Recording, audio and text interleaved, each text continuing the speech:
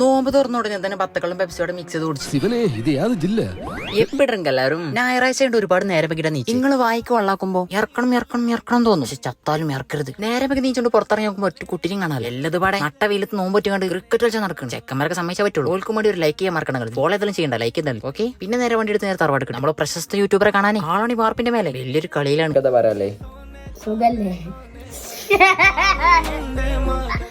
എപ്പോ phone on ആക്കിയാലും എനിക്കത്തെ പറഞ്ഞാല് സുഖല്ലേ സുഖല്ലേ സുഖല്ലേ. പിന്നെ നമ്മളവിടെ കുറച്ച് ലോങ് വീഡിയോസ് എടുത്ത് അവിടെ നമ്മൾ 2 ദിവസം കൊണ്ട് ഇറക്കി തരാട്ടോ. പിന്നെ നമ്മൾ വീട്ടിലെത്തി വണ്ടി ഒന്ന് കൂട്ടപ്പനാക്കി നമ്മൾ ഡ്രസ്സ് മാറ്റി നേരം മരടിക്കണം. അവിടെ നിന്ന് നോമ്പറച്ചിട്ടുണ്ട്. നമ്മുടെ എത്ര ബാങ്ക് കൊടുക്കലോ ഒപ്പേ അതുകൊണ്ട് നോമ്പറന്നതിന് ശേഷം കുഞ്ഞാനി ക്ലാസ്സോട്ടിയും കൈ കൊടുക്കും. ആരെയും കണ്ടോ ഇല്ല, ആരെയും കണ്ടോ